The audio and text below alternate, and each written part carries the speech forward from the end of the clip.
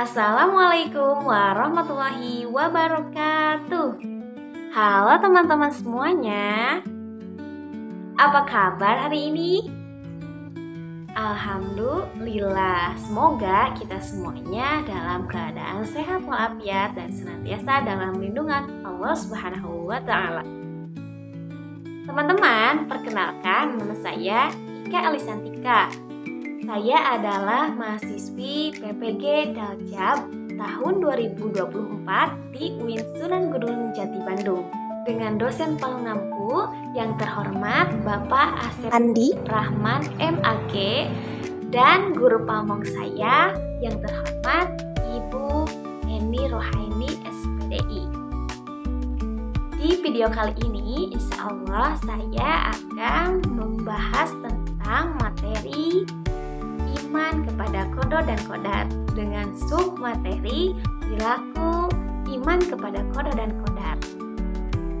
Baik teman-teman, langsung saja kita ke materinya. Perilaku iman kepada kodo dan kodar. Materi ini adalah sub materi dari tema iman kepada takdir Allah atau yang disebut dengan kodo dan kodar. Dalam materi perilaku iman kepada kodo dan kodar, ada 3 bagian yang akan kita bahas. Ini merupakan contoh perilaku iman kepada kodo dan kodar. Yang pertama, berikhtiar dengan sungguh-sungguh, ikhlas dan ridho atas ketetapan Allah. Yang terakhir, senantiasa bersyukur dan bertawakal.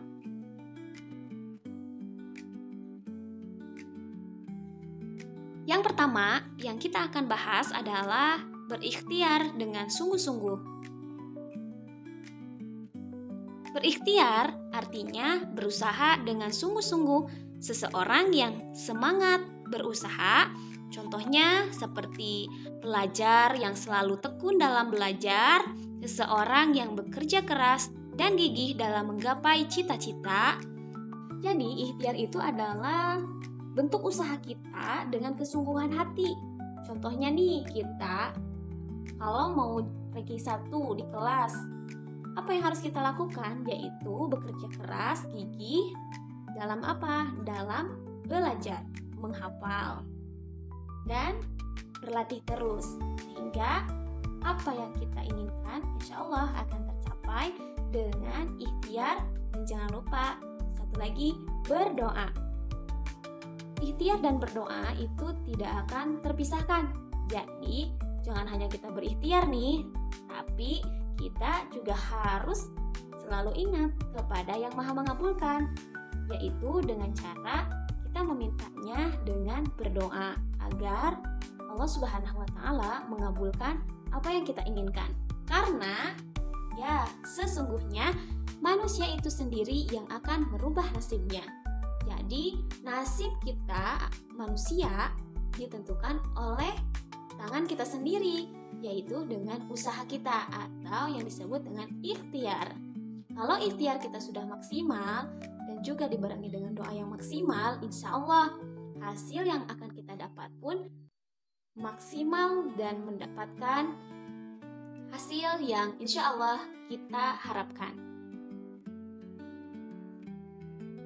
Ini bukan hanya obrolan semata manusia ya, tapi juga ada firman Allahnya, yaitu dalam surah Ar-Ra'd ayat 11 yang berbunyi artinya, sesungguhnya Allah tidak mengubah keadaan suatu kaum hingga mereka mengubah apa yang ada pada diri mereka.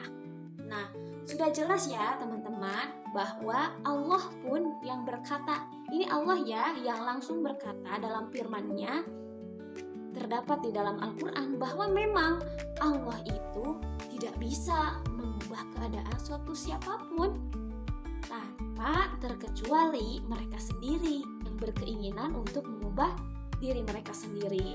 Jadi kalau kita misalkan mau pinter, mau jadi guru, terus mau jadi seorang pengusaha yang sukses, itu bukan berarti kita hanya membayangkannya saja, tapi harus dengan ikhtiar atau usaha yang semaksimal mungkin dan semampu kita. Tapi Tapi jangan lupa kita harus dengan berdoa. Nah, ini adalah potret ikhtiar. Mereka adalah orang yang bekerja keras dan gigih dalam menggapai cita-cita. Bisa dilihat ya teman-teman. Di sini ada anak yang ketika mau ke sekolah, dia meminta restu dari orang tuanya. Agar apa? Agar doanya bisa menembus langit. Ya, doa orang tua itu sangat mujarab karena mereka adalah keramat kita di dunia. Terus ada lagi gambar yang menunjukkan bahwa mereka sedang belajar bersama. Itu menunjukkan bahwa dia itu ingin mendapatkan nilai yang bagus. Tapi bukan hanya kita harus belajar sendiri ya. Kita juga diperbolehkan untuk belajar bersama agar kekritisan kita tentang menambah ilmu itu bertambah dari teman kita sebaya.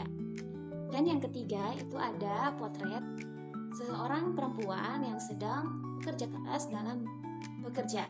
Ya, ini dalam bekerja. Jadi kalau kita misalkan mau dapat uang, bukan berarti kita tinggal berdoa saja kepada Tuhan. Tidak ya, tapi kita juga harus gigih dalam bekerja.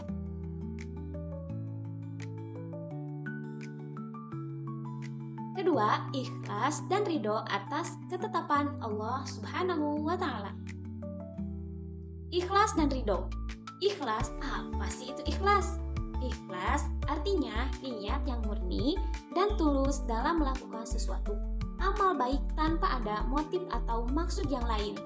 Jadi kalau ikhlas itu adalah kita itu memberikan sesuatu atau melakukan hal sesuatu tidak ada maksud yang lain dan tidak ingin mengharapkan imbalan atau balasan dari yang kita tolong atau yang kita lakukan. Ya, seperti itu. Contohnya, kita membantu orang yang membawa kayu bakar di hutan. Seorang nenek-nenek misalnya, dia kesusahan membawa kayu bakarnya. Dan kita sebagai umat muslim harus saling tolong-menolong. Tapi ada syaratnya, kalau mau jadi pahala, jadi amal yang baik, kita harus didasari dengan ikhlas. Ya, jangan sampai kita membantu nenek itu karena ingin ada upahnya. Tidak boleh ya teman-teman, kita hanya boleh berharap upah dari siapa? Dari Allah Subhanahu wa Ta'ala, yaitu dengan diberikannya pahala oleh Allah untuk menabung kita nanti di akhirat. Yang kedua itu ada ridho. Apa sih itu ridho? Ridho adalah mempercayai bahwa apa yang menimpa kita, baik suka maupun duka, adalah yang terbaik menurut Allah Subhanahu wa Ta'ala. Ridho ini maksudnya gimana? Ridho ini di sini kita percaya bahwa semua yang terjadi dalam kehidupan kita itu sudah takdir dari Allah, sudah pemberian dari Allah. Baik suka maupun duka, ya itu adalah kenikmatan yang harus kita syukuri. Hidup itu tidak mungkin ada yang mulus-mulus saja ya teman-teman. Pasti kita akan merasakan yang namanya suka, yang namanya duka. Nah, maka dari itu kenapa ada ridho?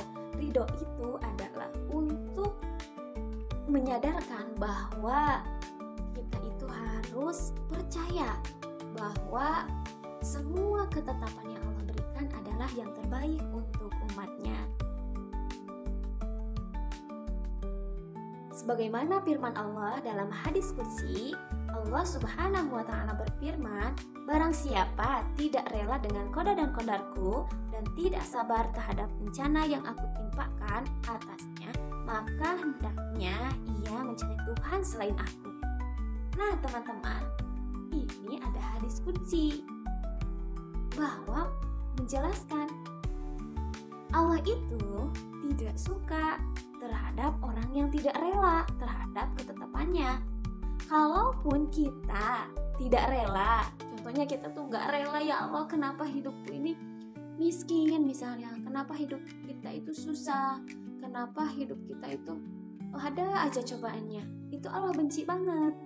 Kenapa? Karena dalam hadis kursi pun menjelaskan siapapun yang tidak suka atau tidak sabar, tidak ridho dengan apa yang ditimpakan oleh Allah, maka Allah pun sendiri yang menyuruh kita untuk mencari Tuhan selainnya. Saking baiknya Allah, walaupun Allah menyuruh kita untuk mencari Tuhan yang lain, tapi kenikmatan yang diberikan kepada setiap makhluknya tidak pernah dicabut. Maka dari itu kita harus sadari bahwa kita berhak dan wajib untuk mengimani bahwa qada dan qadar itu ada dan harus menerimanya dengan sabar dan ridho. Adapun potret ikhlas dan ridho, nah ini adalah orang yang selalu ikhlas dan ridho atas takdir yang telah Allah tetapkan. Ikhlas dalam berbagi, dapat ridho orang tua, terus ridho bahwa kita itu misalkan terkena musibah, ada warga yang di lingkungan ada bencana alam ataupun apa, itu kita harus tetap ridho. Ya teman-teman, bagaimana tentang ridhonya? Ya kita tetap serahkan apa yang terjadi ini adalah yang baik menurut Allah Subhanahu wa Ta'ala.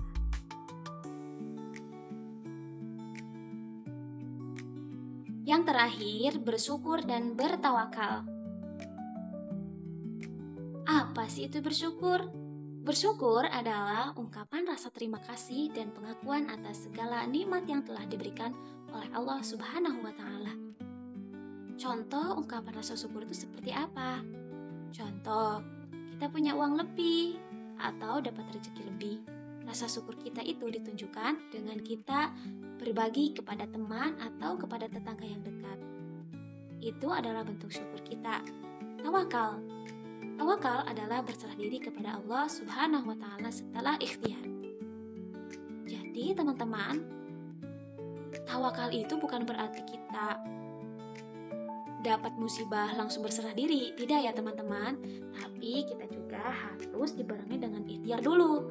Kalau kita sudah ikhtiar maksimal, adapun hasilnya tidak sesuai dengan keinginan kita, itu adalah bentuk tawakal kita terhadap Tuhan Yang Maha Esa. Sebagaimana firman-Nya yang berbunyi, dan ingatlah pula ketika Tuhanmu memaklumkan sesuatu maklumat yang dikukuhkan. Sesungguhnya aku bersumpah, jika kamu bersyukur atas nikmat-nikmat kepadamu, niscaya aku akan menambah kepadamu nikmat yang lebih lagi.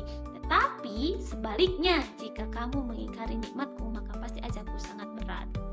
Nah teman-teman, sudah Allah sebutkan nih dalam Al-Quran, dalam surah Ibrahim ayat 7, bahwa siapa saja yang bersyukur atas nikmat yang diberikan oleh Allah, maka Allah akan tambahkan lagi nikmat itu, ditambah lagi. Jadi kalau misalkan kita bersyukur dengan cara bersedekah, itu tidak akan mengurangi apa yang kita punya, tapi malah Allah akan melipat gandakan nikmat atau nikmat yang kita syukuri. Adapun jika kita mengingkari nikmat Allah, pasti azabnya akan datang dengan sangat berat. Auzubillahi min dzalik. Adapun potret bersyukur dan tawakal. Nah, ini adalah mereka orang yang selalu bersyukur atas pemberian Allah dengan cara banyak beribadah, dengan cara menikmati suasana. Nikmati di sini maksudnya adalah kita menikmati apa yang Allah kasih.